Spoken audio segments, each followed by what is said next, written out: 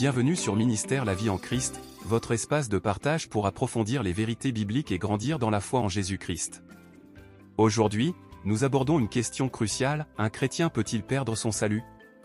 Cette question suscite souvent des débats et peut laisser certains croyants dans le doute ou l'incertitude. Ensemble, nous allons explorer ce que la Bible enseigne sur la nature du salut, ses implications, et pourquoi Dieu nous donne des promesses inébranlables concernant la vie éternelle. Restez avec nous jusqu'à la fin, car nous répondrons également aux objections courantes et vous aiderons à comprendre comment cette vérité peut fortifier votre foi et votre espérance en Christ. Préparez vos Bibles et ouvrons ensemble les Écritures pour éclairer ce sujet important. N'oubliez pas de vous abonner, d'aimer cette vidéo, et de partager ce message pour bénir d'autres croyants. Entrons dans le vif du sujet. Examinons à présent la question. Le chrétien peut-il perdre son salut? Avant de répondre à cette question, il faut d'abord définir le terme « chrétien ». Un chrétien n'est pas quelqu'un qui a fait une prière, répondu à un appel ou grandi dans une famille chrétienne. Ces choses peuvent faire partie de la vie chrétienne, mais elles n'en constituent pas l'essence. Les paroles au moment de salut ne sauvent pas, mais la foi en l'œuvre salvatrice de qui nous amène à professer Christ comme Sauveur et Seigneur. Alors, un véritable chrétien est quelqu'un qui a mis toute sa confiance en Jésus-Christ comme son seul Sauveur et possède donc le Saint-Esprit. Dans Jean 3 verset 16, Jésus dit « Car Dieu a tant aimé le monde qu'il a donné son Fils unique, afin que quiconque croit en lui ne périsse point, mais qu'il ait la vie éternelle. » Ce verset souligne que l'amour de Dieu pour l'humanité est l'origine du salut, et que la condition pour recevoir ce salut est la foi en Jésus. Cette promesse de vie éternelle est un cadeau que Dieu donne à quiconque croit. Le salut n'est pas réversible, car il est ancré dans l'amour et la fidélité de Dieu. L'apôtre Paul affirme dans Éphésiens 2 versets 8 à 9. Car c'est par la grâce que vous êtes sauvés, par le moyen de la foi. Et cela ne vient pas de vous, c'est le don de Dieu. Ce n'est point par les œuvres, afin que personne ne se glorifie. Paul insiste sur le fait que le salut n'est pas basé sur nos efforts ou nos œuvres, mais sur la grâce de Dieu. Ce don de Dieu, par nature, ne peut être annulé ou perdu. Acte 16 verset 31 nous dit, Paul et Silas répondirent, « Crois au Seigneur Jésus, et tu seras sauvé, toi et ta famille. » D'après cette définition, un chrétien peut-il perdre son salut? Cette question est d'une importance capitale. Le meilleur moyen d'y répondre est peut-être d'examiner ce que la Bible dit du salut et ce que la perte du salut signifierait. Premièrement, le chrétien est une nouvelle créature. Si quelqu'un est en Christ, il est une nouvelle créature. Les choses anciennes sont passées, voici, toutes choses sont devenues nouvelles. 2 Corinthiens 5 verset 17. Un chrétien n'est pas seulement une version améliorée de sa personne, mais une toute nouvelle créature en Christ. Si un chrétien perdait son salut, cela impliquerait la destruction de cette nouvelle création. Deuxièmement, le chrétien est racheté. Vous le savez en effet, ce n'est pas par des choses corruptibles comme l'argent ou l'or que vous avez été racheté de la manière de vivre dépourvue de sens que vous avez transmise vos ancêtres, mais par le sang précieux de Christ, qui est sacrifié comme un agneau sans défaut et sans tache. 1 Pierre 1 verset 18 à 19. Le terme « racheter » implique le paiement d'un prix, la mort de Christ. Pour qu'un chrétien puisse perdre son salut, Dieu lui-même devrait révoquer son rachat au prix du précieux sang de Christ. Troisièmement, le chrétien est justifié. Ainsi donc, déclaré juste sur la base de la foi, nous avons la paix avec Dieu par l'intermédiaire de notre Seigneur Jésus-Christ. Romains 5 verset 1. Justifié signifie déclaré juste. Tous ceux qui acceptent Jésus comme leur sauveur sont déclarés justes par Dieu. Pour qu'un chrétien perde son salut, Dieu devrait revenir sur sa parole et démentir ce qu'il a précédemment déclaré. Ceux qui auraient été absous de leur culpabilité devraient de nouveau être jugés et condamnés. Dieu devrait inverser sa propre sentence divine. Quatrièmement, le chrétien a la promesse de la vie éternelle. En effet, Dieu a tant aimé le monde qu'il a donné son Fils unique afin que quiconque croit en lui ne périsse pas mais ait la vie éternelle. Jean 3 verset 16. La vie éternelle est la promesse de passer l'éternité au ciel avec Dieu. Dieu promet, croyez et vous aurez la vie éternelle. Pour qu'un chrétien puisse perdre son salut, il faudrait redéfinir la vie éternelle de telle sorte qu'elle ne soit plus éternelle. Cinquièmement, le chrétien est marqué par Dieu et scellé par l'Esprit. En lui vous aussi, après avoir entendu la parole de la vérité, l'évangile qui vous sauve, en lui vous avez cru et vous avez été marqués de l'empreinte du Saint-Esprit qui avait été promis.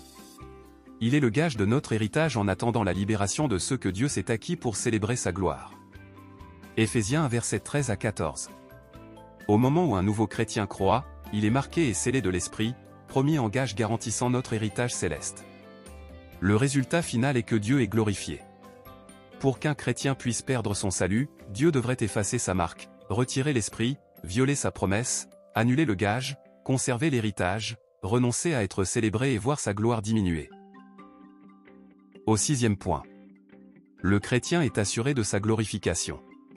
Ceux qu'il a prédestinés, il les a aussi appelés, ceux qu'il a appelés, il les a aussi déclarés justes, et ceux qu'il a déclarés justes, il leur a aussi accordé sa gloire. Romains 8 verset 30. D'après Romains 5 verset 1, nous sommes justifiés au moment où nous croyons. D'après Romains 8 verset 30, la glorification va de pair avec la justification. Tous ceux que Dieu justifie ont la promesse d'être glorifiés. Cette promesse sera accomplie au ciel, lors de la résurrection, quand les chrétiens recevront leur corps parfait. Si un chrétien pouvait perdre son salut, Romains 8 verset 30 serait faux, puisque Dieu ne pourrait pas garantir la glorification de tous ceux qu'il a prédestinés, appelés et justifiés. Au 7e point. Le chrétien ne peut pas perdre son salut. Tout, ou presque tout, ce qui, d'après la Bible, arrive au moment où nous acceptons Jésus-Christ serait invalidé si le salut pouvait être perdu. Le salut est un don irrévocable de Dieu, Romains 11 verset 29. Un chrétien ne peut cesser d'être une créature nouvelle en Christ. La rédemption ne peut être annulée. La vie éternelle ne peut être temporaire. Dieu ne peut revenir sur sa parole, la Bible dit qu'il ne peut mentir, Tite 1 verset 2. Au 8e point. Le chrétien ne peut perdre son salut. Les deux objections les plus fréquentes à l'idée selon laquelle un chrétien ne peut perdre son salut sont d'ordre expérimental. 1. Qu'en est-il des chrétiens qui vivent dans le péché, sans se repentir? 2. Qu'en est-il des chrétiens qui renient leur foi en Christ? Le problème de ces deux objections est qu'elles partent du point que tous ceux qui se disent chrétiens sont réellement nés de nouveau. La Bible déclare qu'un vrai chrétien ne vivra pas continuellement dans le péché, sans se repentir, 1 Jean 3 verset 6, et que celui qui renie sa foi montre par là qu'il n'était jamais réellement chrétien, né de nouveau par la puissance de Dieu, 1 Jean 2 verset 19. Même s'il était peut-être religieux et a bien caché son jeu, vous les reconnaîtrez à leurs fruits. Matthieu 7 verset 16, les rachetés de Dieu appartiennent à celui qui est ressuscité afin que nous portions des fruits pour Dieu. Romains 7 verset 4. Au 9e point. Il n'y a rien qui puisse séparer un chrétien de l'amour de Dieu. Rien ne peut séparer un enfant de Dieu de l'amour du Père, Romains 8 versets 38 à 39. Rien ne peut arracher un chrétien de la main de Dieu, Jean 10 versets 28 à 29. Dieu nous garantit la vie éternelle et préserve le salut qu'il nous a donné. Le bon berger cherche la brebis perdue, et, lorsqu'il l'a retrouvée, il la met avec joie sur ses épaules et la ramène à la maison. Luc 15 versets 5 à 6, l'agneau est retrouvé, alors le berger le porte avec joie sur ses épaules, de même, notre Seigneur assume toute la responsabilité de ramener à la maison en toute sécurité ses enfants égarés. Jude versets 24 à 25 met davantage l'accent sur la bonté et la fidélité de notre Sauveur, à celui qui peut vous garder de toute chute et vous faire paraître devant sa gloire irréprochable et dans l'allégresse, oui, à Dieu seul, qui nous a sauvés par Jésus-Christ notre Seigneur, appartiennent gloire, majesté, force et puissance, avant tous les temps, maintenant et pour l'éternité. Amen. En conclusion, la question « Un chrétien peut-il perdre son salut ?» nous rappelle l'importance de comprendre la profondeur et l'assurance de l'œuvre du salut en Jésus-Christ. Les Écritures nous montrent clairement que le salut est une œuvre irrévocable de Dieu, accomplie par la grâce, et non par nos efforts, Éphésiens 2 versets 8 à 9.